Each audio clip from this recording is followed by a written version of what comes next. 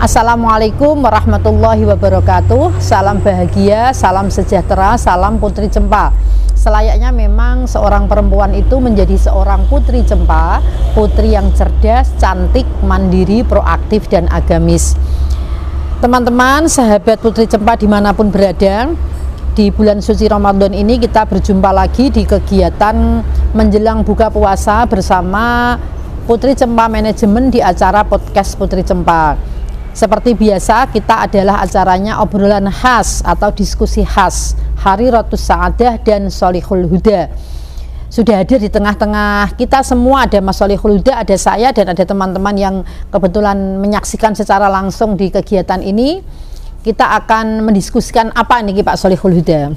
Lebih enak sambil menunggu buka puasa. Ya, betul. Ini mesti biar obrolan kita selain jagung biasa tentu bisa disimak oleh orang banyak atau masyarakat pada umumnya, sehingga sambil menikmati hidangan yang ada di depan kita itu lebih barokah, dan puasa kita di bulan Ramadan ini itu lebih afdol.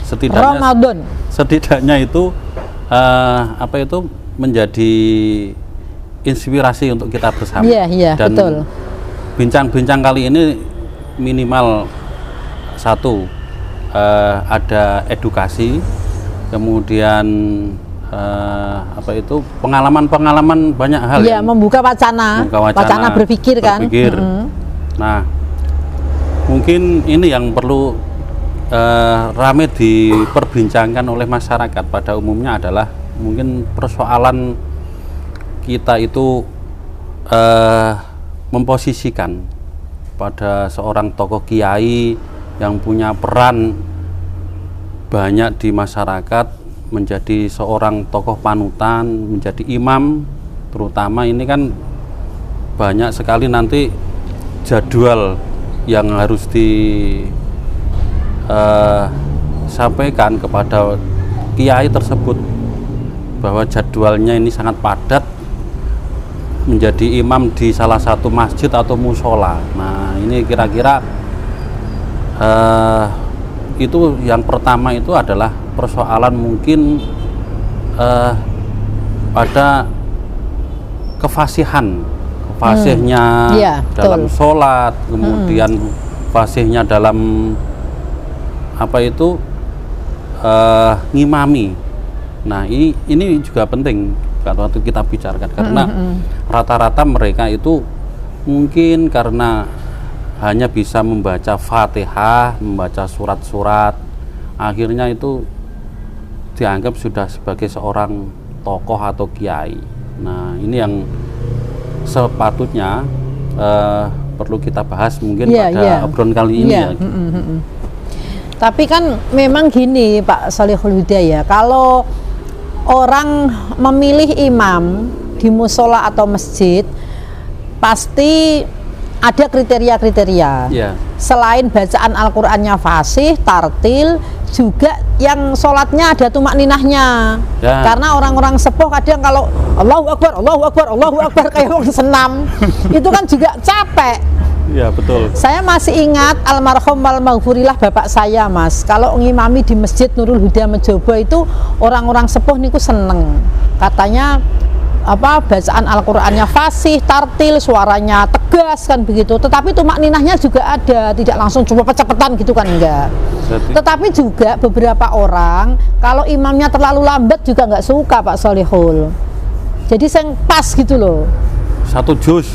Ya jangan, aku rasa sanggup, podoai, nggak sanggup ya. Biasanya kan sampai ke surat Al-Ikhlas itu ke atas, kan begitu. Sampai 20 rakaat kalau tarawih saya. Cuman kriteria imam itu ya tergantung kesepakatan di panitia. Kan yang menentukan kan panitia Pak Sholihul. Iya, betul. Terkadang begini. Kita waktu muda itu kan milihnya yang energik lah, seneng cepet. Jadi misalkan ada yang 30 menit, ada yang 15 menit, wah itu luar biasa. Kalau sudah tarawih sana itu lebih cepet sini itu berarti lama. niatnya balapan ya, Ra? Orang niat terawih cepet-cepetan ayo balapan kan begitu. Ya, ini.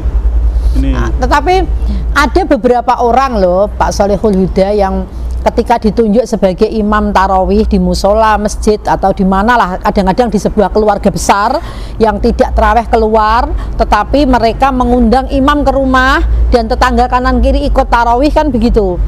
Kan itu ada namanya bisyarah.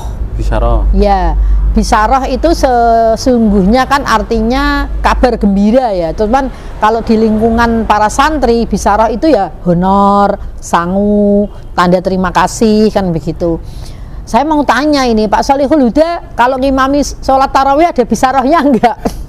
Aduh, ini pengalaman pribadi sebetulnya. Jadi dulu waktu muda itu pernah juga diminta oleh salah satu warga di desa Karangbener itu kami belum menikah. Satu itu di musola, yang satu itu ngimami sholat tasbih. Nah, sholat tasbih itu di rumahnya bidan muslimah. Nah, itu sebetulnya tidak pantas kalau saya bicara ada besaran atau honor ya. Bahasa bisyarah itu saya pikir memang tergantung pada yang memberikan apa itu istilahnya tanda terima kasih ya. Jadi kita tidak pantas menyampaikannya pada tapi kan sekarang ini fenomena yang terjadi Pak Sholihul Huda, banyak orang, tidak hanya satu dua, banyak lah yang membandingkan nilai besaran bisyarah itu. Yang penting ikhlas. Ya, ikhlas. Sehingga kadang-kadang orang itu memilih, Pak Yai ngimami mriko nggih kan ngoten. Kula nek pun dikongkon teng mriko padahal asline dereng karena mau bisyarah sithik kok. Nek bisyarah makih ya aku gelem kan gitu.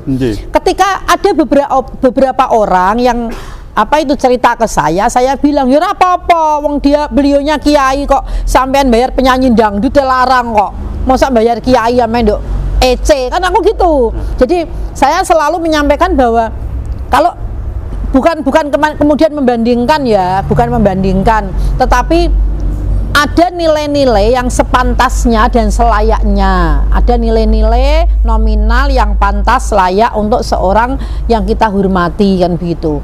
Cuman apakah bisyarah itu memang sesuatu keniscayaan, harus baku ada begitu Pak Sholihul Huda? Kalau saya pribadi ketika juga ngundang seseorang yang harus datang ke rumah, misalkan itu siapa saja, kalau memang dibutuhkan itu karena ilmunya, karena diminta apa, setidaknya itu persoalan bisyarah itu bukan menjadi hal yang wajib, tetapi tergantung niat kita, tergantung kita sendiri apakah mau diberikan sesuatu atau tidak. Itu kan menurut saya itu adalah bentuk dari sedekah, bentuk dari sedekah. Jadi mau dikasih tidak berupa uang misalkan, karena mungkin bisanya memberikan sebuah makanan, sedekah makanan atau yang lain, buah-buahan atau yang lain, itu tinggal barang bawaannya saja. Nah, ini Pak Yai punya anak banyak, Pak Yai ini anaknya kecil-kecil di rumah, dia pinginnya seperti itu. Hormatnya bukan hormat karena kadang-kadang itu ini Pak Nyun Sewu, Pak Yai kangge putra-putranya jenengan. Nah, itu kan mau memberikan sedekah. Masa sedekah itu dinilai dari nominal, dinilai dari apa yang disedekahkan. Ya. Cuman kadang-kadang Nyun Sewu, kadang-kadang itu yang kiai konon itu kiai itu kadang-kadang tergiur dengan bentuk dari nominal itu tadi. Bukan, siapa yang ngundang. Oh gitu. Ya, siapa yang ngundang. Jadi siapa yang ngundang. Misalkan saya diundang si Bupati, saya diundang oleh pejabat misalnya. Pejabat. Bangga kan? Ya, bangga karena apa? Ini nanti ada nilai riak sendiri. Nanti kemudian pulang, tapi ternyata malah tidak dikasih apa-apa.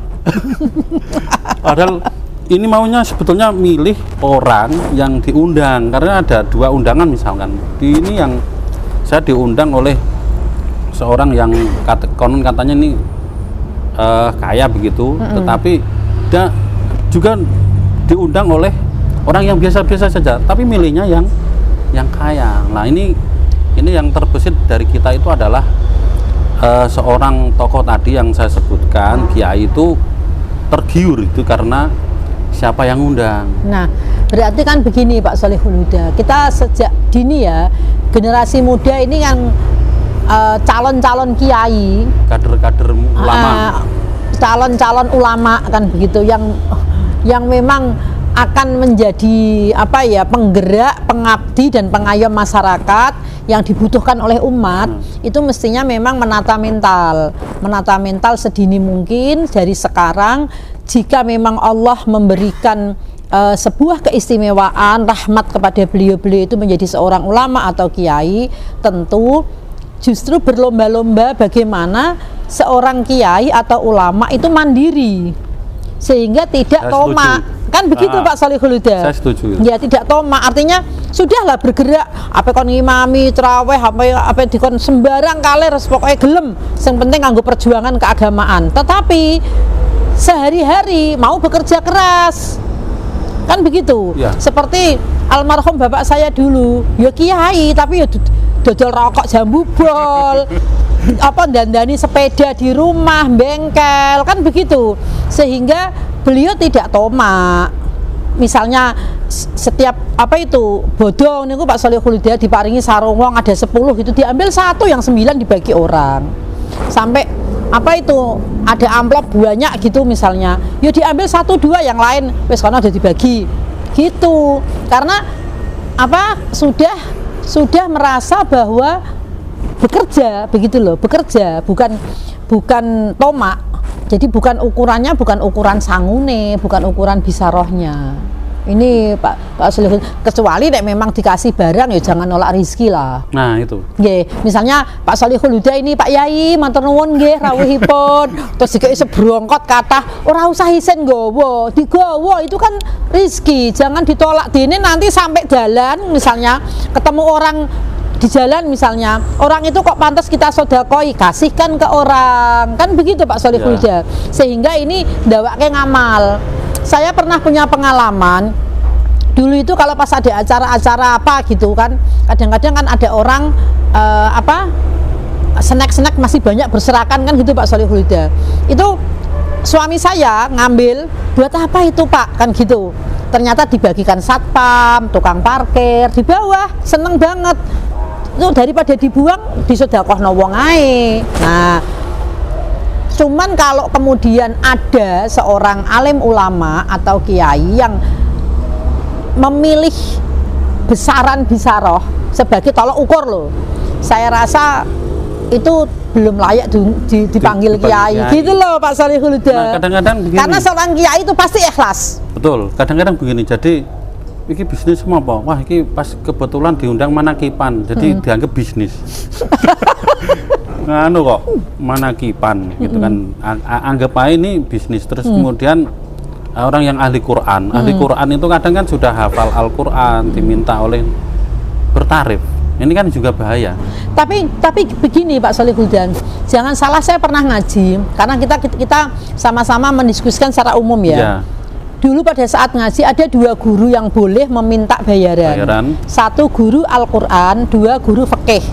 Bahkan ketika beda kelamin, maksudnya Pak Sholihul Huda wong lanang, santrine wedok misalnya, itu nak guru Quran boleh saling lihat. Boleh saling melihat. Karena harus lihat posisi bibirnya. Bismillahirrahmanirrahim. Itu kudu bener. Saya boleh melihat perempuan. Karena kepengen lihat ghairil maghdubi alaihim waladdallin. Itu kan harus dilihat posisi bibirnya. Ya. Kalau belum benar, ya diberikan posisi idza jaa. Itu kan harus ilate mendel kan kudu ketok. Ya. Nah, tetapi kalau guru fikih mungkin tidak usah melihat, karena tidak ada yang perlu dilihat dari visnya kan begitu.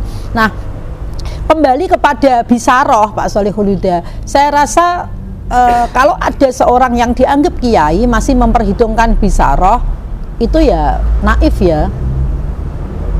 Tetapi tradisi masyarakat ini sudah, artinya mereka yang masyarakat yang pada umumnya memang kadang-kadang memang itu sudah menjadi tradisi. Ada rasa orang Jawa itu rasa ewah pekewo. Ewah pekewo itu bahasanya begini, kalau saya tidak memberikan itu nanti ada perasaan ewoh. Loh, kalau itu nggak masalah. Justru seseorang yang meminta tolong kepada tokoh masyarakat atau tokoh agama harus menghargai sepantasnya. Ya. Tetapi bagi seseorang yang sudah ditokohkan, dianggap alim ulama, nominal itu jangan menjadi tolak ukur. Begitu Pak Sholihul Huda. Kalau saya mohon maaf ya, sesekali kadang ngisi pengajian atau apa, di Bisaroi banyak pernah sedikit, tapi bukan menjadi tolak ukur. Bukan berarti terus kemudian ketika kita diundang orang untuk ceramah dan kita pernah tidak di Bisaroi, apakah terus kemudian kita tidak datang? Justru tantangan kita, ayo do berlomba-lomba latihan ikhlas. Walaupun aku ora disangoni, tapi aku tetap teko, tetap memberikan yang terbaik, kan begitu Pak? Ya, jadi figur kiai memang ada nilai bagaimana menjadi penggerak penggerak ulama. Jadi salah satunya adalah memang bentuk keikhlasannya dalam berdakwah atau berjuang di masyarakat.